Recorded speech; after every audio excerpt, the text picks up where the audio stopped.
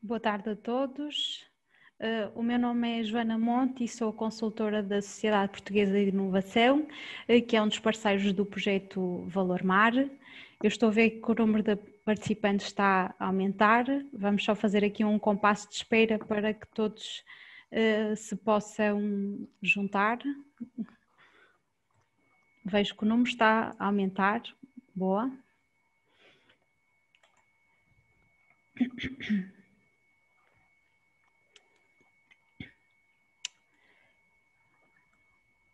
Gostaria, então, eu vejo que o número está mais ou menos estável, mas entretanto ainda dou aqui um compasso de espera para todos acederem ao link. Em primeiro lugar, gostaria de vos dar a todos as boas-vindas a este terceiro webinar no âmbito do projeto Valor Mar, este intitulado de Avaliação da Frescura e Otimização de Metodologias de Conservação do Pescado. Eu gostaria, antes de mais, agradecer a vossa disponibilidade para participar e a vossa imensa adesão a este webinar. Eu percebo que estamos numa fase complicada, todos de regresso às nossas casas, com as famílias, quem trabalha nas universidades com as suas agendas preenchidas com o online, os alunos com os exames e tudo mais. Por isso, muito obrigada pela vossa participação e enorme adesão a este webinar. Antes de iniciar o webinar, eu vou só falar aqui um bocadinho sobre alguns tópicos que acho que para apresentar um bocadinho deste webinar. Então, como podem ver na agenda, nós teremos apresentações de mais ou menos 15 minutos cada uma, ali um bloco, o terceiro bloco com apresentações relativamente mais curtas e no final teremos então um espaço dedicado à discussão e a algumas questões colocadas por vós. Portanto, eu peço a todos os participantes que vão tendo algumas questões que as coloquem no espaço dedicado ao mesmo. No menu podem ver o Q&A, onde podem colocar as vossas questões ou no chat, como acharem melhor. E no final nós iremos reunir todas as questões e trazê-las então para a discussão ou logo após a apresentação, dependendo do timing ou da complexidade da questão. Gostaria de referir que esta sessão está a ser gravada, todos os oradores deram o seu consentimento para esta gravação. A parte das questões será também gravada, mas posteriormente será editada e, portanto, não será partilhada com ninguém. Vamos apenas usá-la para fazer um breve resumo, onde iremos incluir as principais ideias e as conclusões deste webinar. Este resumo, bem como o vídeo e as apresentações, serão posteriormente então partilhadas com todos vocês que estão a participar neste webinar. De uma forma geral, estas são as questões e as informações relacionadas com este webinar. Caso tenham alguma questão posterior a este webinar ou de interesse para o nosso projeto, para o projeto Valor Mar, podem depois contactar-nos através do nosso e-mail geral e teremos todo o gosto em ajudá-los no que for possível.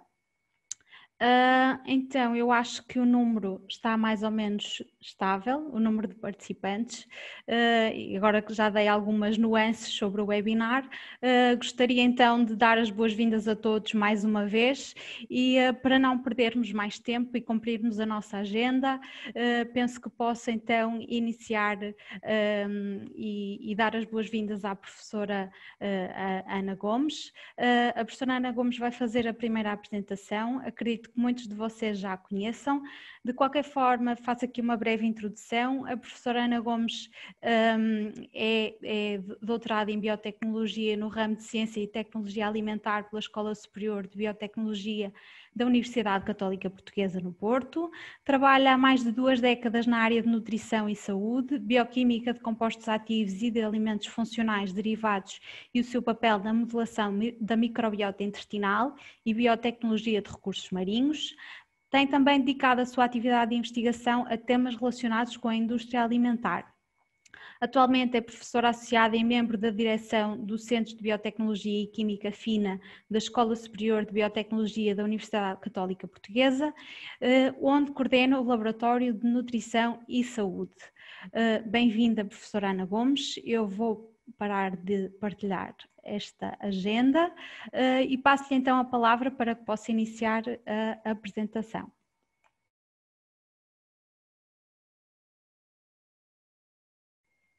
Professora, está tem que ligar o som.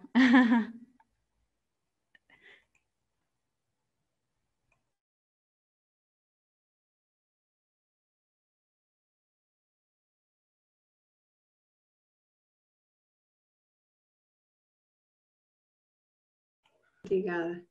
Sim. Agora sim, estamos a ouvi-la. E estão a ver o meu ecrã. Peço desculpa, boa tarde a todos. Também, sim. Estava aqui, sim, já estão a ver o ecrã na totalidade? Sim, sim. Sim? Tudo perfeito. Tudo perfeito. Então, muito boa tarde. Obrigada pelas palavras, doutora Joana. Não eram necessárias, apenas introduzir o nome já era mais do que suficiente. Muito obrigada. E gostava de começar por cumprimentar todos que estão aqui hoje e juntar-me à doutora Joana a dar-vos as boas-vindas e agradecer muito a vossa presença. E sem mais demora, portanto, falar-vos um bocadinho sobre o projeto Valor Mar.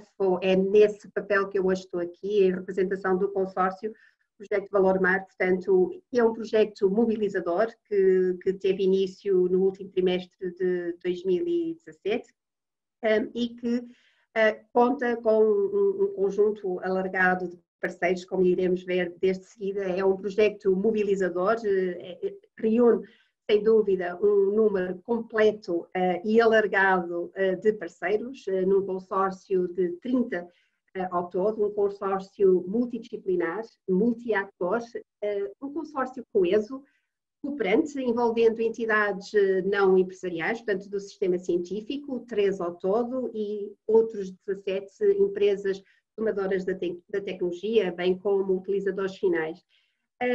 E eu acho que posso dizer que a paixão comum entre estes parceiros é efetivamente o manancial de potencialidades dos recursos marinhos e as suas aplicações, portanto, nos mais diversos domínios. E que foi isso que nos trouxe aqui, que nos juntou, e gostava de sublinhar, portanto, agora que estamos na reta final do nosso projeto, a coesão e a cooperação sinérgica que assistiu este consórcio composto por estes parceiros e que, de facto, dá e faz justiça àquela máxima em que o todo é muito mais importante do que a soma das partes, sem dúvida.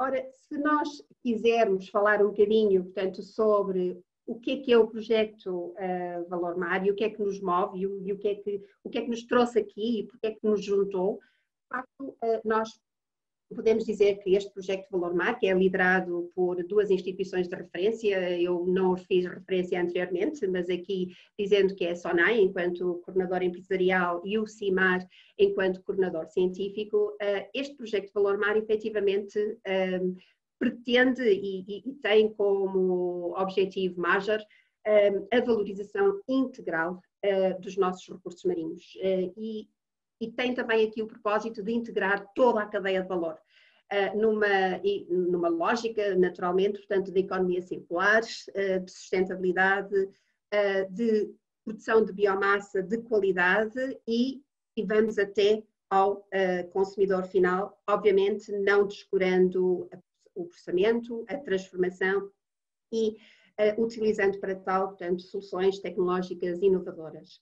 Portanto, é um projeto que assenta sobre 3 grandes pilares, transversais a todas as ações que compõem este projeto mobilizador e que são, efetivamente, investigação e desenvolvimento com um foco muito forte no mercado, obviamente focando também neste contexto de desenvolvimentos escaláveis e internacionais, e tendo, sem dúvida, portanto, uma representação o mais abrangente possível de todo o setor, incluindo as pequenas e médias empresas e operando neste domínio no contexto de promover cadeias de valor mais fortes, mais competitivas, gerando valor para os intervenientes. E essa foi sempre a máxima que nos acompanhou ao longo destes 3 anos e meio. Se quisermos falar um bocadinho sobre o enquadramento e o impacto deste projeto, podemos dizer que nas suas 5 ações o projeto Valor Mar pretende responder sem dúvida às prioridades e estratégias delineadas no domínio prioritário da economia do mar. que, como todos nós sabemos, assenta na conservação e também na utilização sustentável dos recursos marinhos e apontando, sem dúvida, portanto, um caminho para a sua valorização económica, a sua valorização social e, obviamente, não menos importante, ambiental. E neste contexto, o projeto Valor Mar propõe soluções inovadoras para a criação de novos produtos e novos serviços, que recorre, indubitavelmente, portanto, a tecnologias sustentáveis, eficientes, valoriza os ativos, e estes ativos integram, portanto, as mais diferentes tipologias, a produção primária, a indústria transformadora, a aquícola e também as próprias tecnologias de apoio, e integra, portanto, em diferentes cadeias de valores, que vai incluir, naturalmente, aplicações na área da indústria alimentar, na biomédica, na farmacêutica, na cosmética e também na aquacultura, e também, obviamente, portanto, envolvendo aqui diferentes atores, que vão desde os produtores, os industriais, o retalho, a restauração e também, aqui, muito importante, sem dúvida, está sempre no centro da nossa investigação e desenvolvimento, o consumidor. E é neste enquadramento de conforto que nós, efetivamente, este consórcio de 30 parceiros que desbravou caminhos, acho que podemos dizer isso, caminhos de investigação e desenvolvimento, tirando partido desta cooperação e das sinergias e contribuindo, obviamente, para a inovação e capacitação das empresas, promovendo desenvolvimentos tecnológicos e também a sua validação através de demonstração em pilotos, o que é, sem dúvida, um passo à frente e muito próximo do mercado. Mais concretamente, portanto, o que é que compõe o nosso projeto Valor Mar? São 5 eixos de atuação, em que estes eixos de atuação, portanto, são 4, efetivamente, portanto, de investigação e desenvolvimento, e um quinto, não menos importante, diria, o mais importante, porque é esse que faz a ponte com a sociedade, é esse que dissemina e que contribui, portanto, para a valorização dos resultados adquiridos e desenvolvidos, portanto, nas linhas de atuação anteriores. E estamos aqui a falar, portanto, numa primeira linha de atuação, o objetivo estratégico era desenvolver novos produtos do mar, utilizando tecnologias e processos adequados, e estes produtos do mar, portanto, estarem muito alinhados com as tendências que assistem hoje à inovação alimentar, que vão desde a saúde, o bem-estar, o clean label, elevada qualidade e sustentabilidade, obviamente. Num segundo objetivo estratégico, a PPS2 pretendeu e desenvolveu e otimizou novos produtos, tecnologias e processos para o setor da aquacultura. Na terceira PPS, portanto, na terceira linha de atuação, tivemos aqui como objetivo estratégico as biorefinarias marinhas, em que aqui o principal objetivo era a obtenção, portanto, de extratos de compostos bioativos extraídos dos mais diversos recursos marinhos, e estes extratos depois serem utilizados e serem estudados e serem otimizados, portanto, não só na sua extração, mas depois na sua aplicação nas mais diversas aplicações, desde a indústria alimentar até à biomédica e passando pela nutracêutica. E por fim, a nossa PPS4 era uma linha de atuação onde o objetivo era, efetivamente, portanto, a investigação e desenvolvimento, portanto, de uma plataforma tecnológica de suporte à informação de rastreabilidade, portanto, para disponibilizar depois a informação às empresas e ao consumidor final de um modo integrado, considerando toda a cadeia de valores, obviamente. E hoje, mais concretamente, este webinar está a visar principalmente, portanto, os resultados, parte dos resultados foram desenvolvidos ou que têm vindo a ser desenvolvidos, portanto, neste momento, ponto da situação, no âmbito da nossa PPS1, portanto, os novos produtos de mar, tecnologias e processos para a indústria e mercado, bem como alguns resultados da PPS4. No que diz respeito à PPS1, muito concretamente, somos um consórcio equilibrado, somos 12, e somos 12 em que 6 são entidades não empresariais, peço desculpa, ou seja, somos entidades do sistema científico. É coordenado cientificamente esta PPS1 pela Universidade Católica Portuguesa e temos aqui como parceiros a Universidade de Aveiro, o Instituto Politécnico de Viana do Castelo, o CIMAR, o Instituto Politécnico de Leiria e o INEGI da Universidade do Porto. E somos apoiados e colaboramos em estreita ligação com as 6 empresas que fazem parte do consórcio da PPS1, liderado, portanto, aqui o coordenador empresarial é a All Microalgae, mas temos também a Alga Plus, a Research, a Doca Pesca, a Conserveira Apoveira e a Sonai. E foi nosso objetivo estratégico, e está ainda a ser, no fundo, promover a investigação e desenvolvimento no sentido e tendo como base as necessidades nutricionais da nossa população, desenvolver novos produtos a partir de recursos marinhos que poderiam ser adicionados de forma livre ou conjugados e que estes produtos tivessem valor acrescentado. E este valor acrescentado pudesse estar na sustentabilidade da produção, pudesse estar no perfil nutricional, portanto sustentado por alegações nutricionais e validados estas alegações, portanto no contexto da bioacessibilidade e da biodisponibilidade dos nutrientes que destacamos pela riqueza dos recursos marinhos que estamos a utilizar. E, portanto, tivemos aqui várias linhas de atuação, a primeira visando muito concretamente produtos, novos produtos, e estes novos produtos com diferentes streams, desde os patés prontos a comer, em que aqui o sal e a gordura, portanto, foram 2 nutrientes em que nós tentamos, utilizando os recursos marinhos, substituir. Conservas tipo refeição, onde nós aqui quisemos trazer um valor acrescentado, portanto, em que tínhamos os recursos marinhos acompanhados, portanto, por outros alimentos e que de alguma forma, portanto, contribuem para a visão de uma refeição completa, variada e equilibrada. Os snacks, e estes snacks, portanto, também de valor acrescentado, todos eles suportados por alegações nutricionais, e as sopas, quer recorrendo ao pescado, quer recorrendo às microalgas e à salicórnia. Estes foram os recursos marinhos selecionados e que estão patentes e transversais a todos estes produtos que nós fomos desenvolvendo. Portanto, ao todo, temos um portfólio com mais de 10 produtos na calha para um dia destes aparecerem no mercado.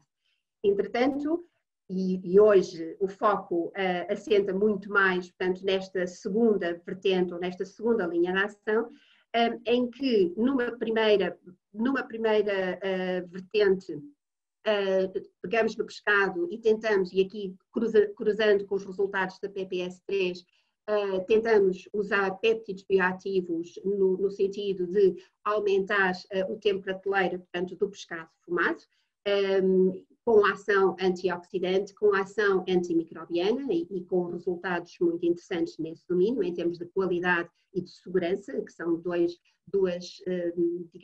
propriedades que o consumidor procura muito e muito alinhados com este objetivo do Clean Label, e preparados depois, contribuir para a sua melhor qualidade, frescura e contribuir para aumentar o tempo de prateleira.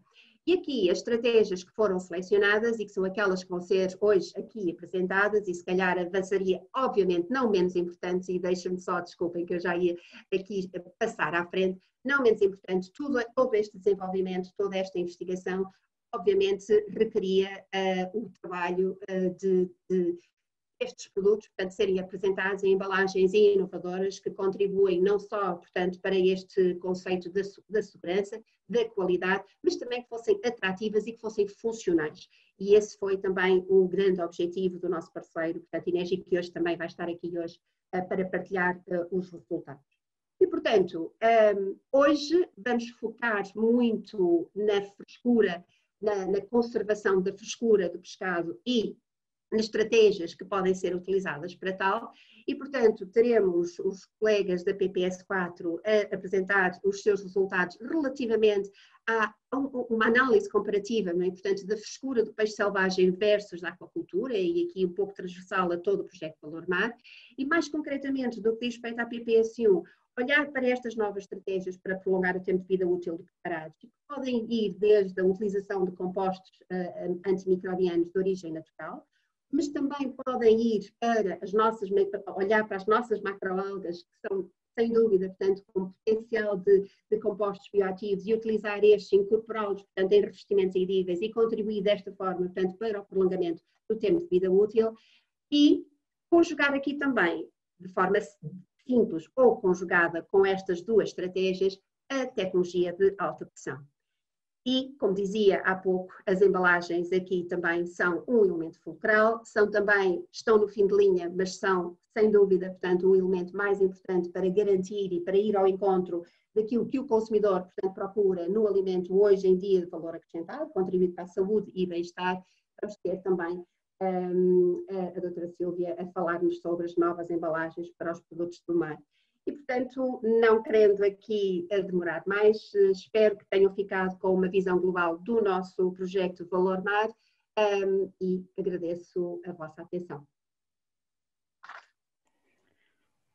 Muito obrigada, professora Ana Gomes. Obrigada por esta explicação e algum detalhe nos objetivos do nosso projeto e nomeadamente também do PPS-1.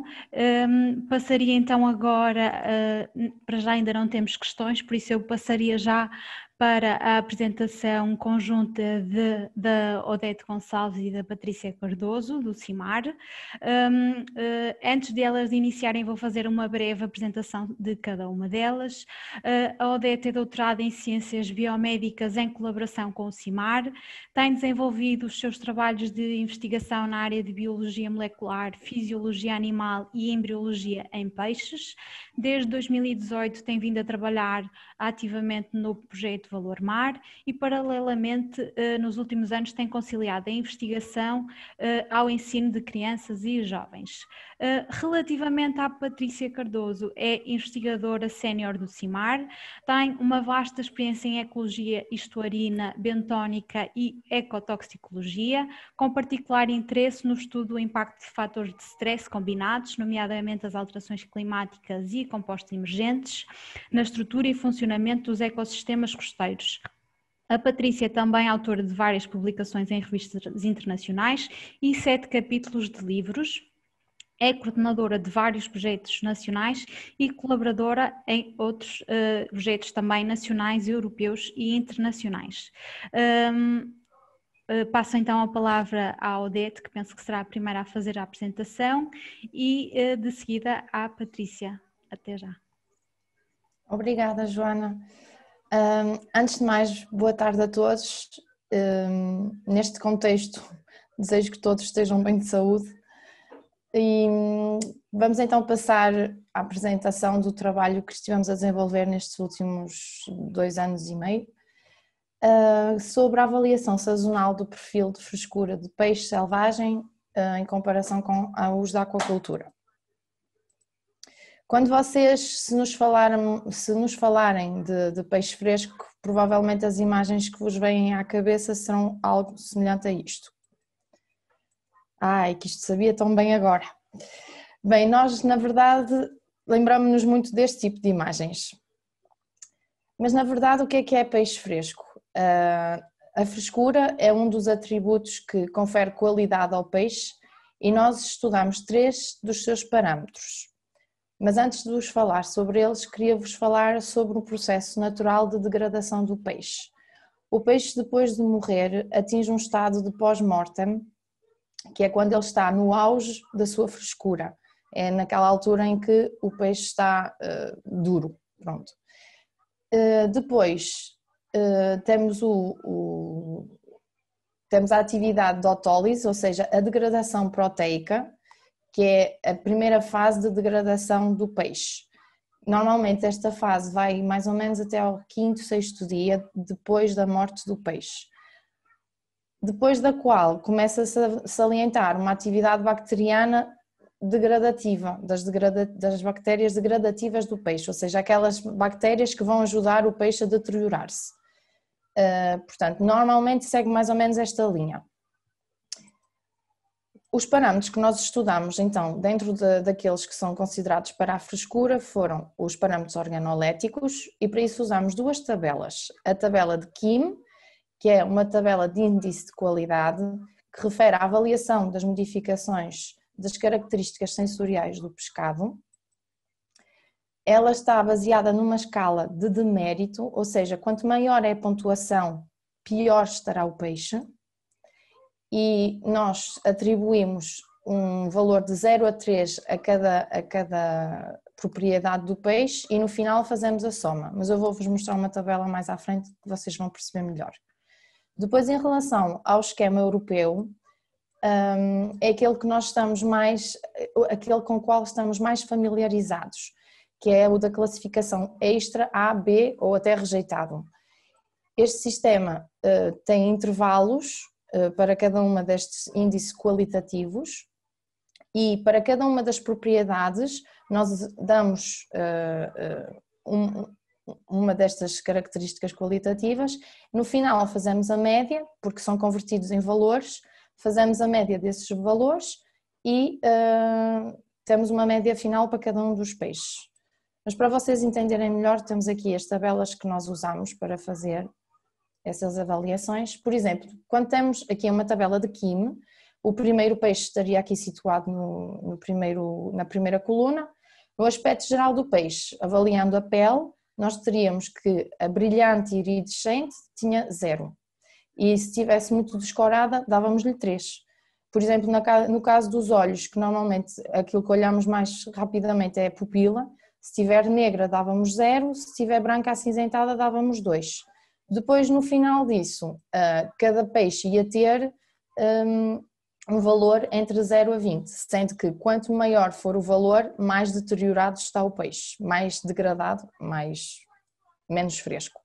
Aqui em relação à outra tabela que usamos, foi a cotação de frescura, que está associada ao sistema europeu.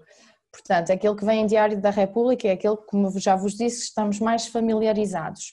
Usando na mesma o exemplo da pele, nós tínhamos, por exemplo, o pigmento vivo ou irisado é então um extra, poríamos aqui extra, e se tivesse uma pigmentação baixa ou em vias de descoloração seria um B. Estes valores são todos traduzidos em números e depois esses números serão todos,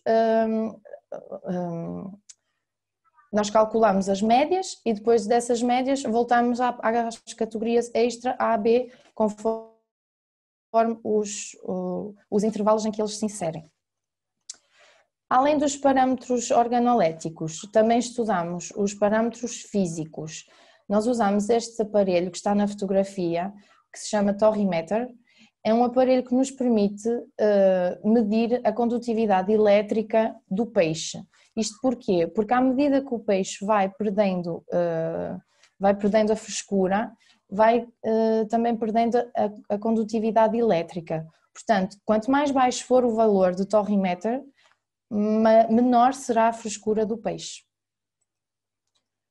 Finalmente, estudamos também a parte das bactérias, a parte microbiológica.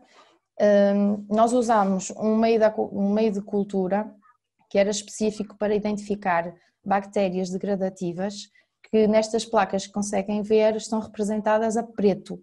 Elas têm umas propriedades que lhes, ou melhor, o próprio meio tem uma proteína que elas conseguem converter e tornam-se pretas, facilitando a contagem, e assim conseguíamos contar as colónias degradativas e as restantes, sendo que as totais era a soma entre as degradativas e as restantes colónias.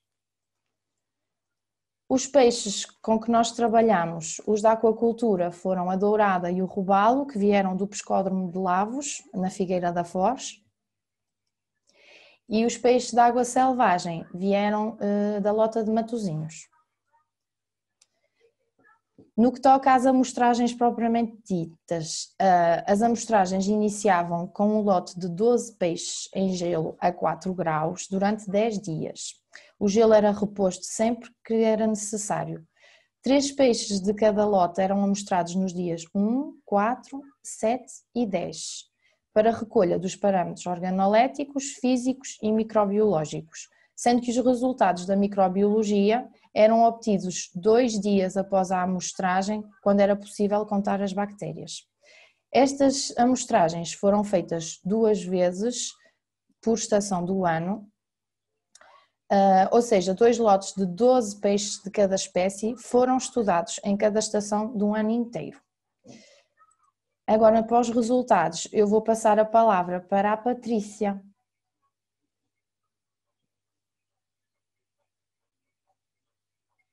Boa tarde a todos. Relativamente aos resultados obtidos neste trabalho e começando com os peixes da aquacultura, portanto com a dourada, a Sparus aurata, o que nós verificámos foi a nível da análise sensorial, utilizando os tais metodologias SCIM e o esquema europeu, verificámos um declínio do perfil de frescura ao longo do tempo de armazenamento do peixe. Em termos da análise física, através da utilização do torrimeter, também foi verificado um declínio, portanto, dessa condutividade elétrica ao longo desses dias, o que se traduz num declínio da frescura do peixe.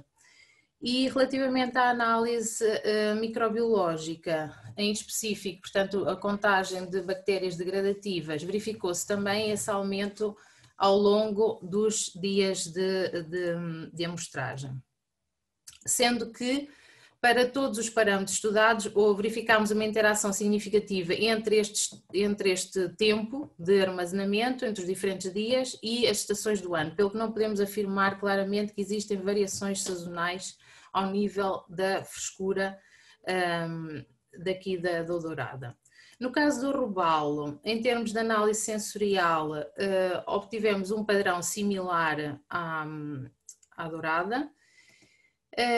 Relativamente à análise física, a análise do torrimeter, mais uma vez verificamos também um declínio dos valores ao longo do tempo, traduzindo-se num declínio da frescura, sendo que neste caso obtivemos diferenças significativas ao nível das estações do ano e essas diferenças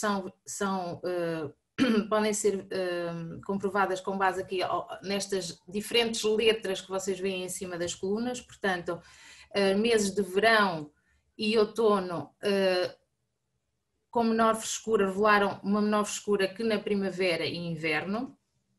No caso da análise microbiológica, o que se verificou mais uma vez foi um aumento do número com o tempo e neste caso a primavera e o outono revelaram uma menor frescura que no verão e o inverno, portanto há aqui umas ligeiras diferenças entre diferentes parâmetros. Relativamente ao número de contagens totais de bactérias, achamos interessante mostrar também estes dados aqui nos peixes da aquacultura, portanto na dourada e no robalo. O que nós verificamos foi que da primavera para o inverno vê-se aqui uma diminuição das contagens totais de bactérias, que no fundo acaba por traduzir o mesmo padrão que tínhamos visto anteriormente para as bactérias degradativas, o que nos pode dar alguma indicação de um aumento da frescura de meses mais quentes para meses mais frios. E isto pode estar relacionado, no fundo, com as alterações, com as variações de temperatura da água nos tanques de aquacultura entre primavera, verão e outono e inverno. No caso dos peixes selvagens e para este trabalho, então, nós estudámos o carapau, tracuros. No caso da análise sensorial, portanto, obtivemos um padrão semelhante aos peixes da aquacultura, com esta degradação, não é, ao longo do tempo, não se verificando também alterações sazonais claras. Em termos da análise física, verificamos novamente este declínio da frescura também com o tempo, sendo que o carapau, verificamos que ele atingiu o dia 10 com valores mais baixos que os peixes de aquacultura, vistos anteriormente. Relativamente à análise microbiológica, também voltamos a observar este aumento gradual do número de colónias de bactérias degradativas com o tempo, sendo que atingiram valores mais elevados que os peixes, ligeiramente mais elevados que os peixes da aquacultura, particularmente no inverno.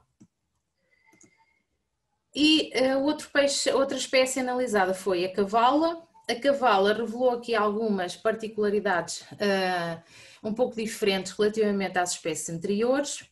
No caso da análise sensorial, tanto do QIME e do esquema europeu, o padrão é similar, mas aqui, por exemplo, a análise física, através do torre-emitter, vocês podem ver que, para além deste padrão normal de diminuição com o tempo, ele realmente atinge valores bastante mais baixos que os peixes de aquacultura e mesmo o carapau. E refiro-me, por exemplo, a atingir valores de abaixo de 6, portanto alguns andam aqui nos 5, o que significa que é um valor bastante baixo, que para outras espécies podemos considerar, isto varia um pouco de espécie para espécie, mas em algumas espécies é considerado como quase impróprio para consumo, portanto é uma espécie que parece ser mais sensível, não é, do que as espécies anteriores. E relativamente à parte da análise microbiológica, mais uma vez vê-se este aumento do número de colónias de bactérias degradativas com o tempo, atingindo valores também ligeiramente mais elevados que os peixes de aquacultura.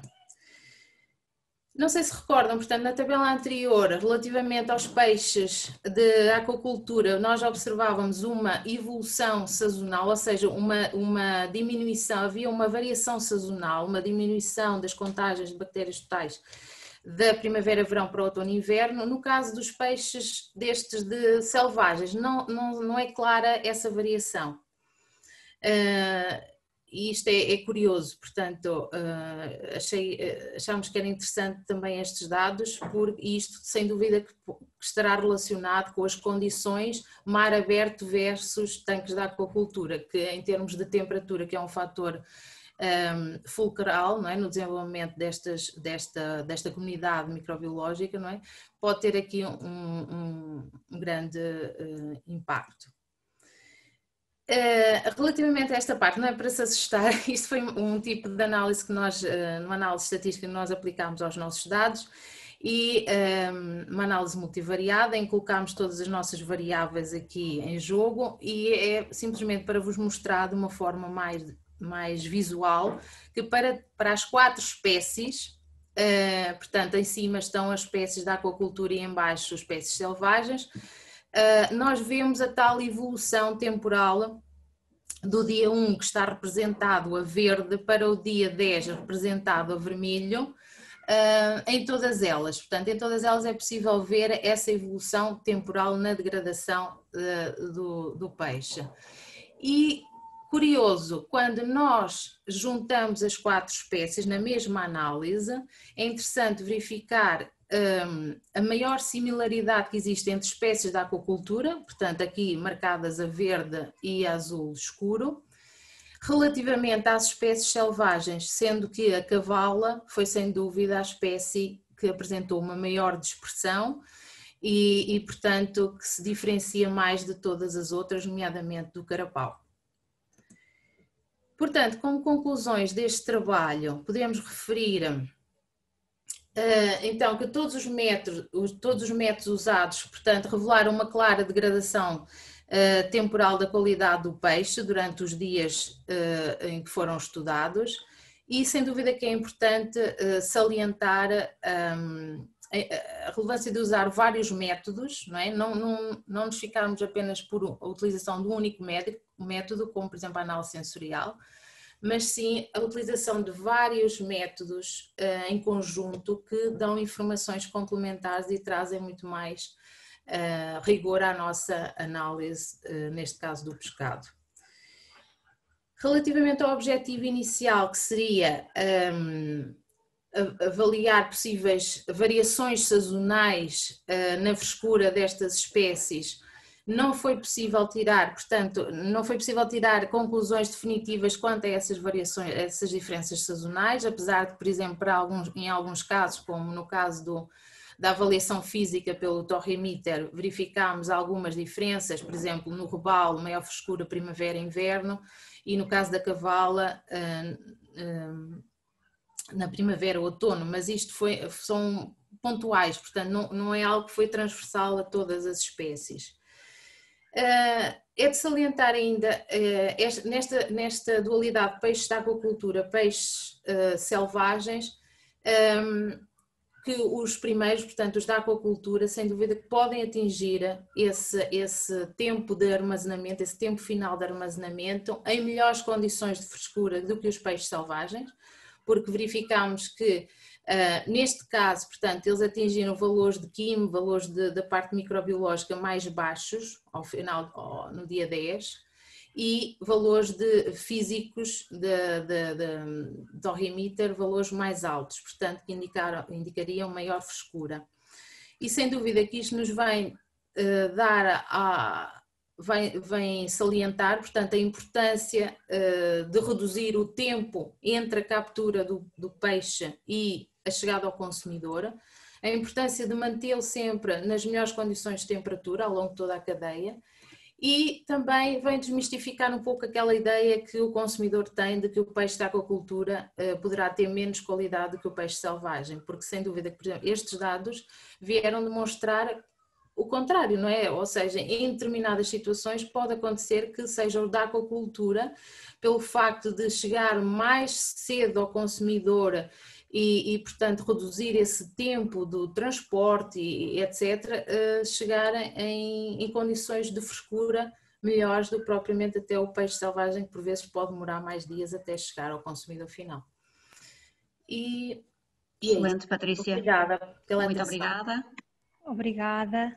Obrigada pela apresentação das duas, excelente. É um bom ponto de partida exatamente para algumas questões. Já temos algumas, mas vamos guardá-las para fazer no final, juntamente com todas as outras que forem recolhidas ao longo do webinar.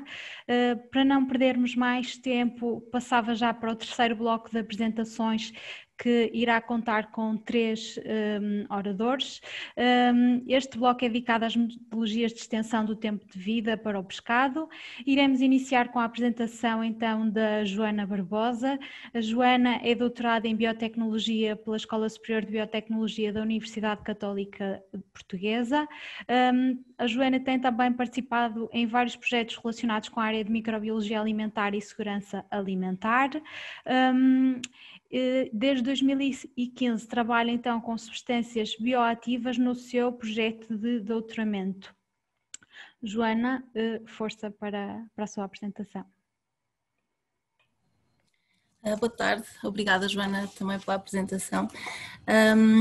Vou então apresentar um trabalho que foi desenvolvido na Escola Superior de Biotecnologia, acerca de compostos naturais usados para a extensão do tempo de prateleira com espetadas de peixe como caso de estudo. Não estou a conseguir.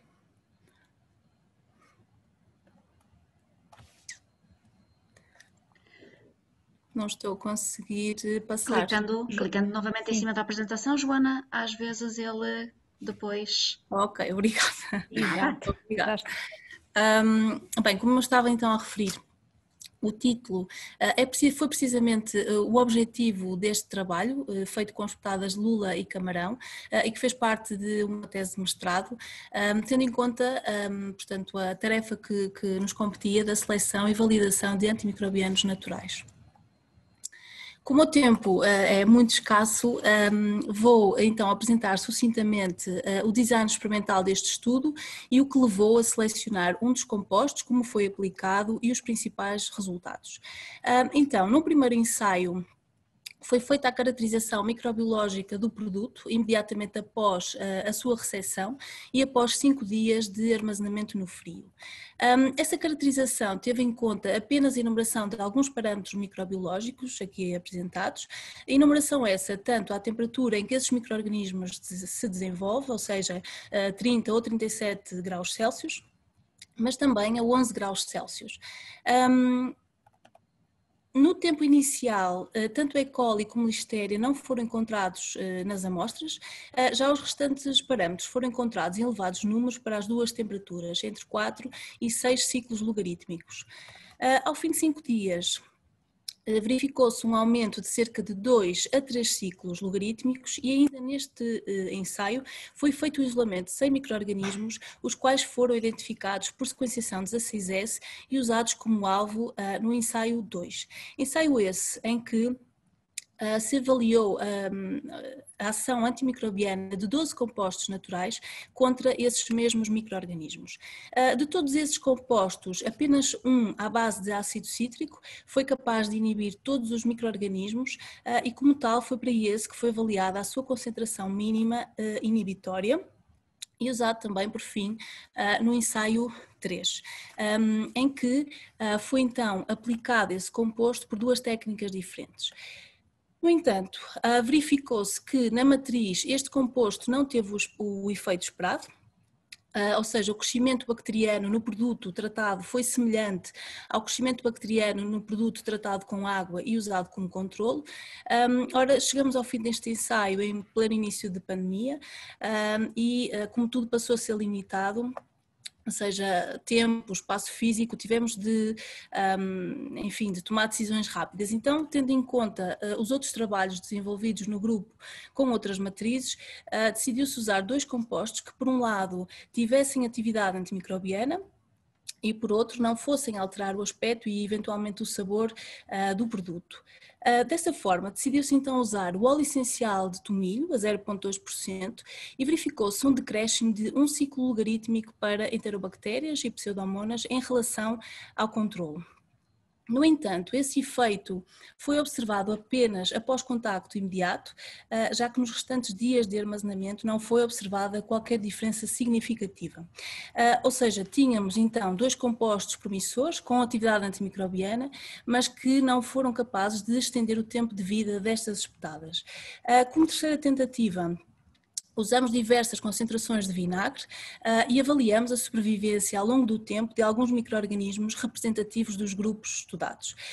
Verificou-se que com uma solução de 50%, 5 minutos de contacto eram suficientes para inibir o crescimento de todos os isolados a níveis inferiores à limitação da técnica. Por essa razão, foi essa solução de vinagre 50% que foi usada para o novo tratamento das amostras. Ora, que tratamentos foram então efetuados? Foi feita a imersão das espetadas numa solução de vinagre a 50% e após 5 minutos descartou-se essa solução e fez-se a amostragem. Também foi feita uma pulverização com a solução em cada lado da espetada, de cada espetada, descartou-se qualquer excesso e fez-se a amostragem. Para cada um destes processos foi feito um controlo, reproduzindo-se o mesmo tratamento, mas com água. Relativamente à amostragem, esta foi efetuada imediatamente após a recepção das amostras e imediatamente após o tratamento, mas também ao longo de 2 e 5 dias de armazenamento. A enumeração foi feita para os mesmos micro-organismos avaliados no ensaio 1, com exceção de E. coli e Listeria. Quanto aos resultados obtidos, os resultados negativos nestes gráficos indicam a redução observada para cada parâmetro e em cada condição, portanto, em cada parâmetro e em cada condição também. Sendo estes resultados ainda à média de 3 réplicas independentes. Para a enumeração, então, a 30 graus ou 37 graus Celsius, não houve reduções significativas imediatamente após o tratamento, tanto para a técnica de pulverização como de imersão. No entanto, ao fim de 2 dias, enquanto que nas amostras tratadas por pulverização não houve reduções significativas, para as amostras tratadas por imersão é notória a redução de cerca de 2 ciclos logarítmicos para a maioria dos parâmetros. Ao fim de 5 dias, apenas para a imersão se manteve a redução significativa de alguns micro-organismos, com exceção do aumento verificado do número de bactérias do ácido lático, que pode ser um resultado da capacidade destas bactérias em crescerem em ambientes acídicos. Também a 11 graus Celsius apenas houve reduções significativas de cerca de 2 ciclos logarítmicos após 2 dias de armazenamento para as amostras tratadas por imersão. Ao fim de 5 dias, essas reduções apenas se mantiveram significativas para as enterobactérias. Para estas amostras foi também feito um registro fotográfico ao longo do tempo para uma possível comparação visual da deterioração do produto. Para as amostras pulverizadas, ao fim de 5 dias, as amostras sem qualquer tratamento ou então tratadas com água, apresentavam mau cheiro, tinham presença de muco, os camarões estavam escuros e com manchas e também moles, e a cor das zonas exteriores das lulas tinha perdido, portanto a zona exterior tinha perdido aquela cor original roxa e passavam a cinzento. Com as amostras tratadas com vinagre, a carne das lulas e dos camarões continuavam igualmente moles, mas o cheiro não era tão intenso, não havia aparecimento de muco e ainda os camarões estavam menos escuros e sem manchas.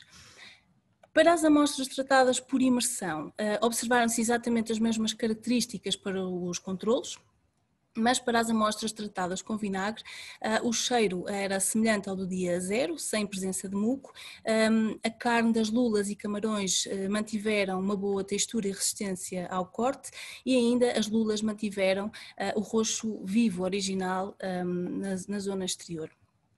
Ainda nestas fotos é evidente a cor amarelada das lulas tratadas por imersão com água e a cor branca original das tratadas por imersão com vinagre.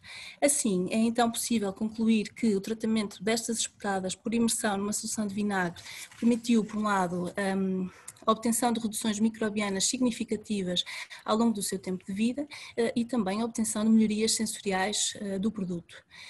Ainda de salientar que estão a decorrer ainda experiências, nomeadamente tratamentos combinados, ou seja, o tratamento destas espetadas com imersão em vinagre e alta pressão, em parceria com a Universidade de Aveiro, e ainda a análise metagenómica do produto em cada uma das condições testadas, imediatamente após tratamento e durante todo o período de armazenamento, de forma a perceber se haverá alguma alteração na prevalência da microbiota total destas espetadas de lula e camarão. E assim dou por terminada a minha apresentação. Obrigada. Muito obrigada, Joana, por tentar aqui encurtar um bocadinho as apresentações para ver se cumprimos com a nossa agenda. Entretanto, estão a surgir mais questões que agradecemos, efetivamente. Vamos então guardá-las todas e monitorizá-las e juntá-las todas no final para uma discussão mais completa. Passando então de seguida para a próxima apresentação, que será feita pela Patrícia Martins. A Patrícia é licenciada em Biotecnologia e mestre em Biotecnologia no ramo de alimentar pela Universidade de Aveiro. É atualmente aluna de doutoramento em Biotecnologia na Universidade de Aveiro e vai-nos falar um bocadinho aqui do seu trabalho com altas pressões. Patrícia, pode começar a apresentação. Obrigada. Boa tarde, sejam bem-vindos. Eu vou falar um bocadinho sobre a tecnologia de alta pressão e a sua aplicação para a extensão do tempo de vida útil ou prazo de validade, neste caso das espetadas de lula e camarão e de atum e salmão. Vamos falar um bocadinho sobre o objetivo, a tecnologia e depois sobre os ensaios que foram realizados nos últimos 2 anos. Relativamente ao objetivo, o principal objetivo da tarefa que nos foi atribuída era a tentativa de extensão do prazo de validade de preparados de peixe fresco através do uso da tecnologia de alta pressão. Começámos por aplicar este processamento às espetadas de lula e camarão e depois às espetadas de salmão e atum. Relativamente à tecnologia de alta pressão, a tecnologia de alta pressão é também denominada de HPP, do inglês High Pressure Processing, e é uma tecnologia que usa níveis de pressão entre 300 e 600 megapascal, permitindo a destruição de micro-organismos e retardando significativamente a velocidade das reações enzimáticas. Esta característica, ao provocar a destruição de micro-organismos e a diminuir a velocidade das reações enzimáticas, permite o aumento do prazo de validade de muitos alimentos e é uma das principais vantagens desta tecnologia. Para além disso, ao aumentar o prazo de validade, não é necessário o uso de conservantes nem a aplicação de tratamentos técnicos, como por exemplo a pasteurização. Esta tecnologia permite também a manutenção do valor nutricional dos alimentos, já que não é aplicado a temperatura e não provoca a degradação de certos nutrientes termossensíveis. E também tem outra grande vantagem, que é o facto de o volume, a forma e a composição do alimento não influenciam no processamento, permitindo assim que a aplicação desta tecnologia em novas situações e em novos alimentos não precise de estudos de adaptação ou de scale-up. Como todas as tecnologias, existem algumas limitações. Esta tecnologia, ao utilizar pressões mais elevadas, altera, por vezes, algumas das características organolépticas de alguns alimentos, nomeadamente a textura e a cor, principalmente em alimentos com elevada composição proteica, e, por vezes, dependendo do alimento, uma das limitações poderá ser o facto do processamento ocorrer em descontínuo. É uma tecnologia relativamente recente e, por isso, os custos no investimento inicial são ainda algo elevados, o que torna também uma das limitações para a sua implementação. No entanto, não se tem visto que isto esteja a ter um impacto negativo no uso crescente na indústria. Como podem ver neste gráfico, existe claramente o aumento do número de equipamentos a operar mundialmente na indústria, bem como as diferentes secções de alimentares em que esta tecnologia está a ser aplicada. Aqui apresento alguns dos alimentos em que esta tecnologia está a ser utilizada. Existe uma enorme gama, desde sumos e purés, guacamole, hummus, até mesmo alimentos prontos a consumir, como é o caso das refeições que estão aí apresentadas. Também há uma enorme aplicação em alimentos fumados. Vou-vos falar agora um bocadinho sobre os ensaios que foram realizados. Relativamente às espetadas de leite de mel, foram as espetadas com as quais iniciámos os estudos. Começámos por fazer 2 processamentos para verificar qual teria melhor impacto, ou seja, maior impacto na distribuição de micro-organismos e menor impacto nas características organolépticas do produto. Selecionámos alguns dos dias para tirar a amostragem, no entanto, verificámos que entre dia 5 e dia 13 poderíamos ter eventualmente tirado mais um ponto, mas claramente conseguimos dizer que ao fim de 5 dias a carga microbiana é muito inferior à carga apresentada pelas amostras usadas como controle. Devo realçar que o prazo de validade deste produto atualmente é de 3 dias. Nós com este ensaio conseguimos mostrar que ao fim de 5, pelo menos 5, este produto se encontra com cargas microbianas muito inferiores. No ensaio seguinte, utilizámos o melhor binómio de pressão-tempo, utilizámos 500 MPa durante 5 minutos, foi o tempo a que as amostras foram submetidas a uma pressão de 500 MPa e verificámos uma diminuição acentuada nas cargas microbianas apresentadas pela lula e pelo camarão. Durante o tempo restante de armazenamento após o processamento, verificou-se que as contagens microbianas se mantiveram mais ou menos constantes, à exceção do camarão. No entanto, ao fim de 8 dias, conseguimos claramente ver que as cargas apresentadas são inferiores à amostra de controle, podendo dizer claramente que conseguimos estender o prazo de validade em pelo menos 8 dias. Relativamente às espetadas de atum e salmão, com os ensaios realizados anteriormente, pegámos mais uma vez no binómio de pressão de tempo de 500 MPa durante 5 minutos e verificou-se também uma diminuição da carga microbiana, tanto para o atum como para o salmão. Nos dias de armazenamento seguintes ao processamento, mais uma vez conseguimos verificar que as cargas apresentadas eram muito inferiores ao controle em qualquer um dos dias de armazenamento e conseguimos pelo menos 7 dias de prazo de validade para as espetadas de atum e salmão. Relativamente aos ensaios que estão a decorrer neste momento, uma vez que estas amostras têm um elevado teor proteico, verificámos algumas alterações nas características organolépticas e algumas dos ensaios que estão a decorrer neste momento prendem-se com a otimização do embalamento e com a otimização de estratégias para minimizar o impacto da alteração de cor que é visível, por exemplo, nas espetadas de atum e salmão. Estamos também, em colaboração com a Universidade Católica do Porto, como já foi indicado anteriormente, a combinar o processamento de alta pressão com compostos com atividade antimicrobiana. Estamos em paralelo também a fazer ensaios com lombos de salmão panados. Existe efetivamente, como vimos anteriormente, uma alteração de cor. No entanto, sendo o salmão panado, esta alteração de cor não é vista pelo consumidor e isto é uma das estratégias que estamos a tentar desenvolver para que o produto tenha todas as características que sejam atrativas para o consumidor. Estamos a planear, se tudo correr bem, tendo em conta a situação atual, tentar preparar a realização de ensaios com peixe fresco já confeccionado. ou seja, uma tentativa de prolongar o prazo de validade deste tipo de alimentos após a sua confecção, ou seja, prontos para consumo. Realizámos alguns ensaios muito simples dentro do grupo de análise sensorial e com esse ensaio conseguimos perceber que praticamente não existem diferenças de textura e de cor quando o salmão é confeccionado e depois submetido a alta pressão, uma vez que já houve desnaturação das proteínas e já não se vê esse impacto, sendo praticamente indistinguível o salmão que foi apenas confeccionado e o salmão que foi confeccionado e em seguida processado com alta pressão.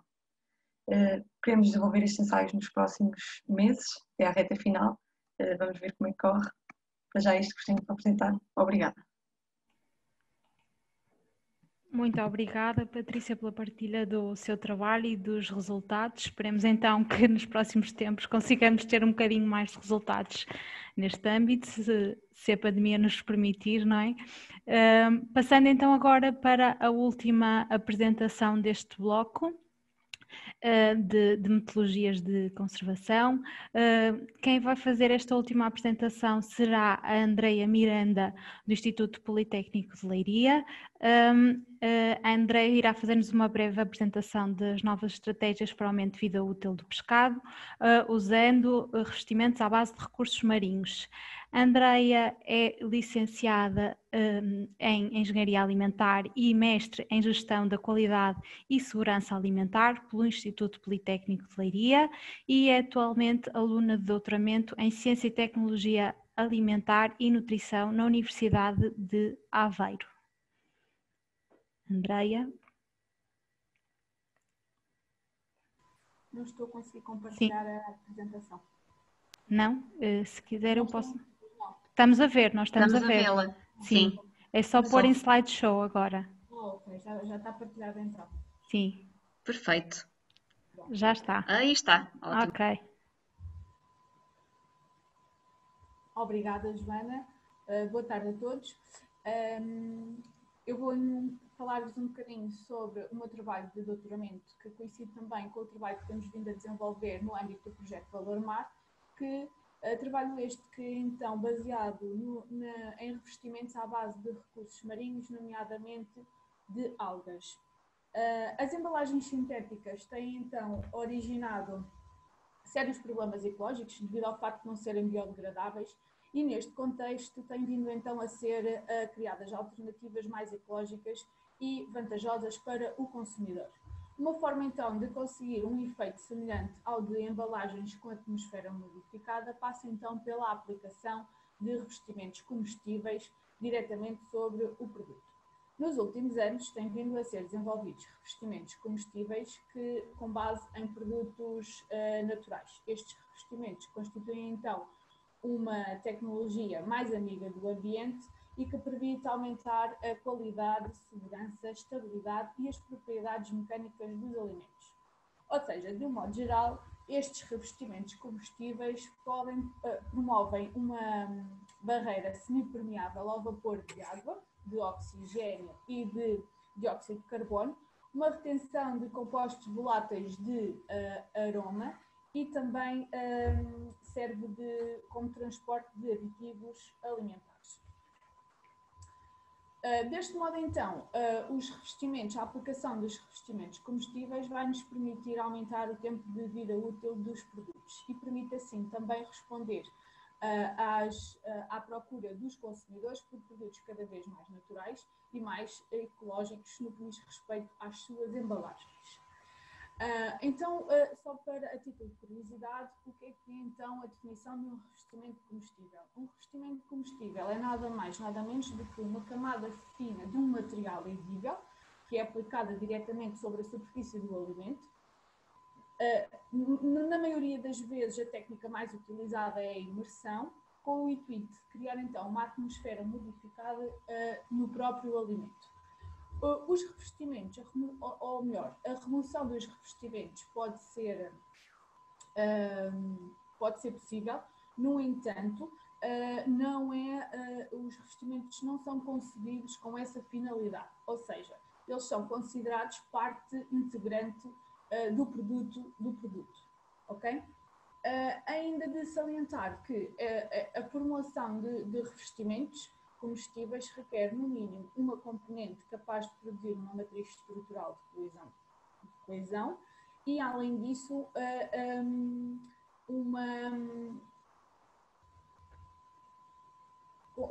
sejam constituídos também por componentes de natureza, como por exemplo antimicrobianos, de natureza antimicrobiana e antioxidante.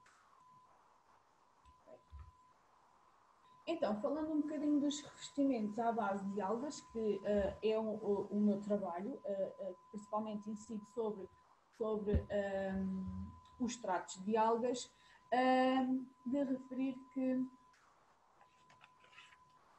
as algas, porquê as algas? Isto primeiro porque as algas, isto falando sempre de algas comestíveis, independentemente da espécie, as algas são conhecidas por ter uma elevada, por serem ricas em polissacarídeos, que neste caso é essencial para eu ter uma estrutura de coesão no meu revestimento.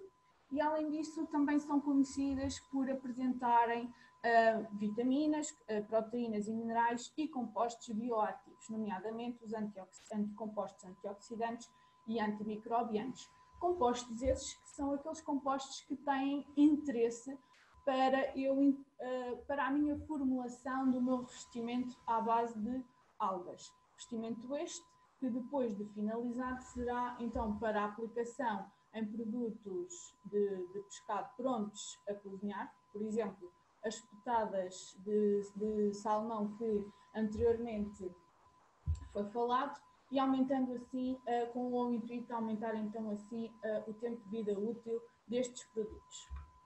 Falando então um bocadinho sobre o trabalho experimental que eu tenho vindo a desenvolver, eu tenho utilizado até à data 4 algas diferentes, nomeadamente a Fucus, a Spiralis, a Saccharomyces polychides, a Codium tomentoso e a Bifurcaria bifurcata. Aquilo que eu comecei por fazer é extrair os compostos bioativos, nomeadamente antioxidantes, compostos antioxidantes, destas algas. Como é que eu tenho então vindo a desenvolver esta tarefa? Primeiro, tenho vindo a testar vários equipamentos, entre eles a BIM, o Vortex, os ultrassons e o sonicador, e depois tenho vindo a utilizar diferentes proporções de solvente. Aqui o solvente que eu utilizei até à data tem sido sempre o etanol. Portanto, aqui falando um bocadinho das proporções de solvente, utilizei 100% de etanol, 75% de etanol, 25% de água, 50% de etanol e 50% de água, 25% de etanol, 75% de água e, por fim, o 100% de água.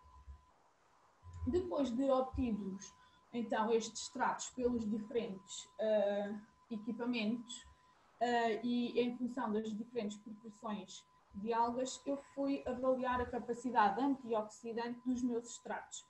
Esta avaliação da capacidade antioxidante foi feita tendo em conta 2 métodos, nomeadamente o DPPH e o teor de polifenóis.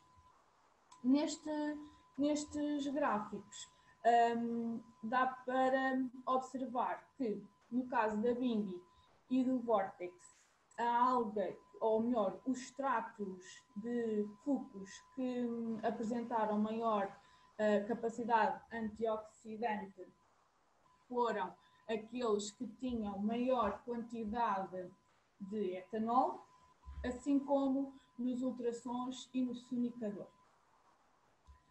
Depois, no que diz respeito à avaliação da capacidade antioxidante, verificou-se que na Bimbi e no Vortex, a Fucus foi também, ou melhor, os extratos de Fucus foram também aqueles que obtivemos melhores resultados, sendo que aqui, ao contrário do que aconteceu no método DPPH, foram os extratos mais aquosos que apresentaram melhores resultados. No ultrassons e no sonicador, a tendência foi a mesma. Aqui, de referir que o próximo passo foi feita, que eu por acaso não trouxe resultados, foi feita uma avaliação também antimicrobiana. Ou seja, aquilo que é o meu objetivo nesta primeira fase é eu obter um extrato ideal, ou seja, aquele que contenha maior, que me forneça maior capacidade antioxidante e, ao mesmo tempo, antimicrobiana, para depois eu desenvolver o meu revestimento comestível, que será constituído, entre outros compostos, por o extrato ótimo, por este extrato ótimo. Posso dizer que já tivemos, selecionamos já um extrato ótimo, que foi o extrato de Fuchs 50-50, em função apenas da avaliação da capacidade antioxidante, e já foram feitas algumas formulações de um revestimento e foram aplicados então nas pitadas de salmão. Contudo, isto foi um ensaio que decorreu, iniciou-se mesmo antes de entrarmos no confinamento e, portanto, tivemos que abortar o ensaio e então não temos resultados sobre esse ensaio preliminar. Obrigada. Muito obrigada, Andreia, por ter sido tão sucinta. Já vimos aqui uma utilização diferente para a Bimbi, que não apenas culinária. Por último, e antes então de passarmos para a sessão de discussão e questão, eu já vi que há aqui algumas... Andreia, se calhar tem que parar de fazer o compartilhamento para a Sílvia poder iniciar também. Entretanto, antes da sessão de questões, já vejo que temos aqui algumas, efetivamente. Vamos então aguardar só mais uns minutinhos. Agora a Sílvia vai fazer a última apresentação, dedicada então às novas embalagens. A Sílvia é licenciada em Engenharia e Gestão Industrial na Faculdade de Engenharia da Universidade do Porto. Trabalha no INEGI, onde assume funções de gestão e coordenação de projetos de ID na Unidade de Desenvolvimento do Produto e Sistemas, e hoje vai então aqui fazer-nos uma apresentação sobre estas embalagens para os produtos do mar. Sílvia, pode começar quando quiser. Acho que a Sílvia tem o microfone ainda desligado. Sim, sim. Agora sim. Que agora sim. Já está agora operacional. E antes de mais queria dar boa tarde a todos os participantes e validar se a apresentação já está visível no ecrã. Perfeitamente. Sim, sim. Já está? Muito bem, obrigada. A apresentação que vou efetuar tem a ver com o desenvolvimento de novas embalagens para produtos do mar. Os tópicos que vamos focar aqui vamos fazer um pequeno enquadramento e a definição dos objetivos que tínhamos para este projeto, falar um pouco pelo trabalho que fizemos de levantamento de estado da arte das embalagens existentes, falar sobre as especificações técnicas que recolhemos vários players que participam, vários stakeholders que participam neste projeto, apresentar alguns resultados dos desenvolvimentos da embalagem, a própria prototipagem da embalagem e alguns testes que fomos efetuando. Como a professora Ana Gomes referiu, ou seja, todo este trabalho esteve enquadrado no PPS 1, Novos Produtos do Mar, Tecnologias e Processos para a Indústria e Mercado, em que se procurou fazer um desenvolvimento de novos tipos de embalagem que preservem a qualidade nutricional e segurança dos produtos. Aqui houve uma necessidade de desenvolvimento de embalagens mais sustentáveis, user-friendly e inteligentes, e estas novas embalagens deverão dar resposta às necessidades e perfil de um consumidor moderno.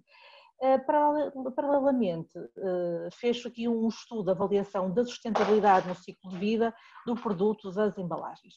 Aqui no processo de desenvolvimento do produto, ou seja, da embalagem, seguiu-se a questão de geração de ideias, em que se fez um levantamento de especificações e requisitos, a componente de projeto, ou seja, geração de conceitos, definição da arquitetura, projeto de detalhe e prototipagem.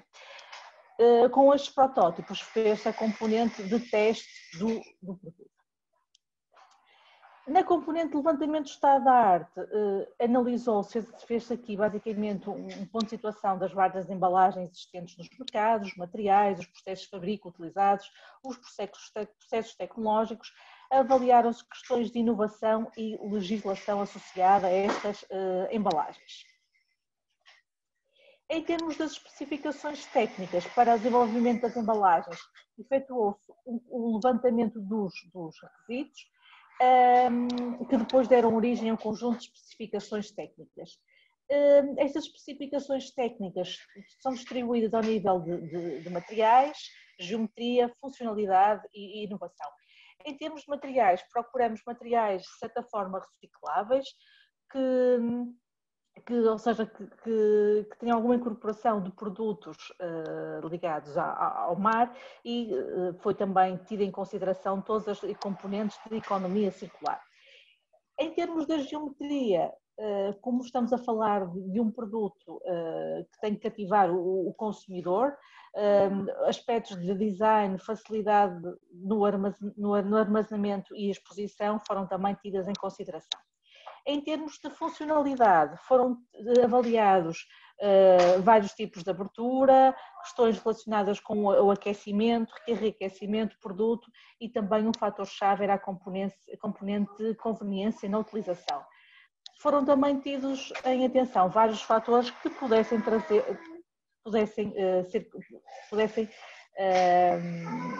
considerar esta embalagem com algum caráter inovador. Em termos das especificações técnicas das embalagens, ou seja, foi desenvolvido um questionário, ou seja, uma entrevista estruturada aos vários parceiros do projeto, como foi o Poveira, Alga Plus, Sonai e Research, em que se fez um conjunto de levantamento de requisitos transversais e específicos, ou seja, foram efetuados um conjunto de questões que nos permite dar o pontapé de saída para o desenvolvimento dos conceitos da embalagem. Cada uma, ou seja, estes requisitos foram inicialmente levantamento do conjunto de requisitos gerais, que depois foram específicos para cada um dos streams, como é a questão da refeição, conserva, patês, snacks e sopas e peixe fumado. Em termos de requisitos gerais, o fabrico das embalagens devia dar resposta a 2 volumes distintos, o individual e o familiar. Deveríamos ter aqui um número reduzido, na medida possível, de componentes adicionados nas embalagens. Utilizar o material reciclável. No fabrico de embalagem, eventualmente em biopolímeros preferencialmente. A embalagem devia permitir o seu aquecimento, deveria ter a opção de consumo direto a partir da embalagem, ter um design alusivo ao mar e também esta ser reutilizável pelo utilizador final. Como referi, estes requisitos gerais foram transformados em requisitos depois específicos para cada um dos streams. Havia aqui também um desafio adicional relacionado com a incorporação ou trazer tecnologia de fabrico aditivo para a fabricação das embalagens. Iniciamos este trabalho de desenvolvimento da embalagem contactando diversos fornecedores, quer a nível dos materiais que estavam disponíveis no mercado para utilizar o fabrico aditivo, como outras soluções que fomos encontrando em algumas embalagens que já utilizariam alguns materiais recicláveis ou mesmo alguns produtos ligados ao mar. Foi um trabalho bastante alargado, especialmente na procura de filamentos que, por um lado, fossem compatíveis com a área alimentar e, por outro lado, que tivessem na sua composição produtos ligados ao mar. Em termos dos conceitos das embalagens, foram desenvolvidos diversos conceitos e nós aqui trazemos apenas o conceito selecionado, que se trata de um copo retrátil produzido por impressão 3D para consumo de sopas e eventualmente molho pesto, adaptando aqui a tampa superior da embalagem. O volume útil do copo, quando totalmente estendido, seria pelo menos 200 ml, uma dose de sopa, que pode ser depois colapsado para ser facilmente transportado ou acompanhar a evolução do consumo do produto. Poderão ainda existir várias versões para uma dose familiar e aqui teríamos um volume de cerca de 800 ml. Este conceito trouxe-nos diversos desafios técnicos, na medida em que teríamos que cumprir aqui um conjunto de requisitos especificados pelos parceiros.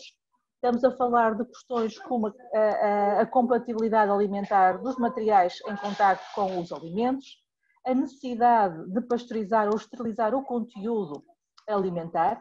Aqui, se estivermos a falar numa lógica do produto pré-embalado no fabricante, esta situação já não se coloca esta embalagem, porque o processo de pasteurização e esterilização seria antes do enchimento, da sopa, ou seja, na embalagem. Teríamos que garantir esta integridade da embalagem, que para os processos de fabrico aditivo, tendo em conta as porosidades que resultam do processo de fabrico aditivo com recurso a filamento, a FDM, é um desafio.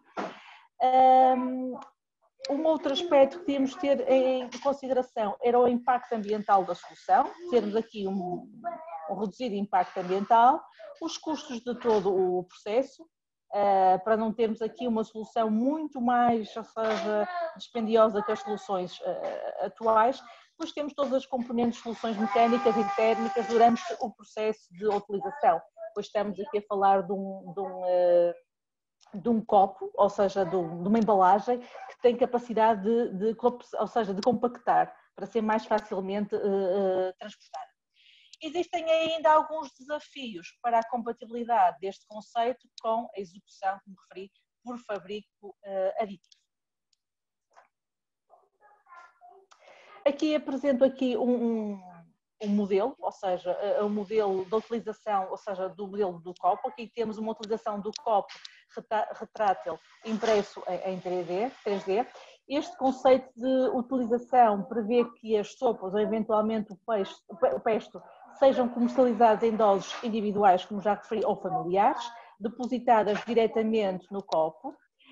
Podemos ter aqui um cenário de uma sopa bebível, que poderá ser consumida numa lógica de on the go. No caso da sopa, ter alguns pedaços sólidos, ou seja, teríamos que retirar aqui a tampa e utilizar uma colher para ingerir a sopa.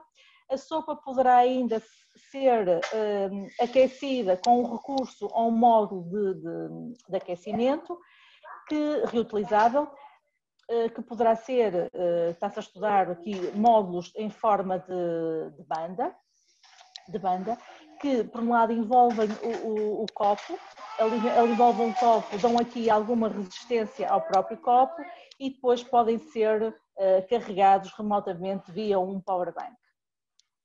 Tendo em conta o cenário de aquecimento e o seu impacto na rigidez do copo, poderá estar previsto aqui um anel exterior ao copo que permitirá essa rigidez, criando também aqui uma barreira térmica para que se evite que o consumidor sinta algum desconforto térmico quando segurar o copo com a sopa aquecida. Após a utilização do copo, ou seja, é colocada de novo a tampa e o copo pode ser comprimido de forma a facilitar o seu transporte.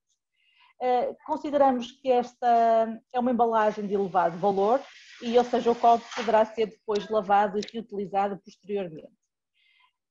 Estamos a falar aqui de um modelo de negócio, ou seja, na distribuição permite o reenchimento deste copo com sopa em estabelecimentos de venda, numa lógica de self-service, baseada num contentor ou em elementos refrigerados, que preserva a sopa por um determinado tempo adequado e que depois doseie a quantidade necessária para a dose que estamos a falar.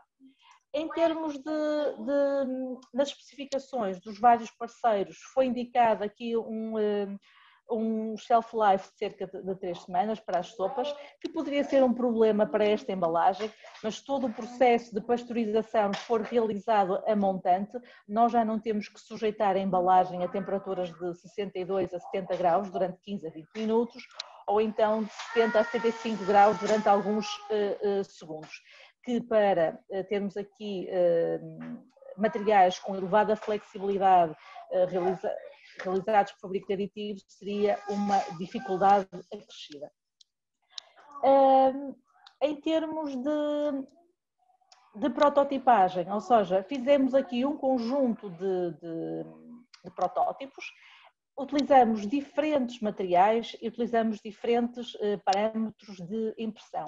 Temos aqui, por exemplo, o material MD Flex, ou seja, que é um material com propriedades antibacterianas, mas que se mostrou com pouca flexibilidade e aqui alguma dificuldade ou baixa aderência entre camadas, que por vezes trouxe-nos aqui algumas dificuldades, foi as questões de porosidade, tendo sido testados diferentes parâmetros de impressão para tentar, diferentes espessuras de copo, para tentar minimizar e ultrapassar estes problemas. Um outro material foi o Ninja Flex, que já se mostrou bastante capaz no que toca à flexibilidade e resistência mecânica, e é um material que temos vindo a utilizar para a construção dos protótipos finais. Fizemos ainda testes com outro material, o Arnitel ID 20045.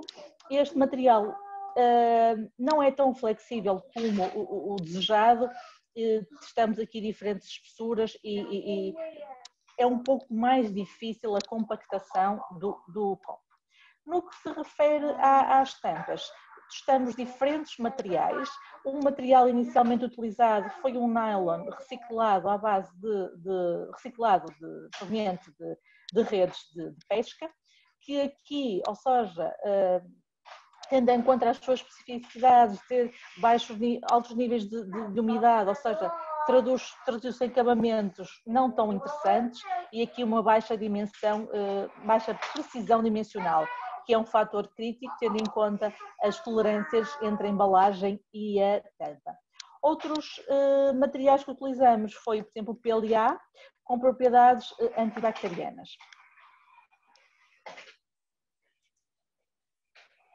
Em termos de testes, fizemos algum conjunto de testes de estanqueidade, inicialmente com água à temperatura ambiente e a água à temperatura de 40 graus.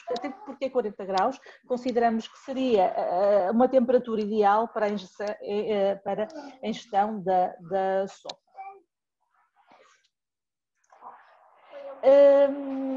Aqui, devido à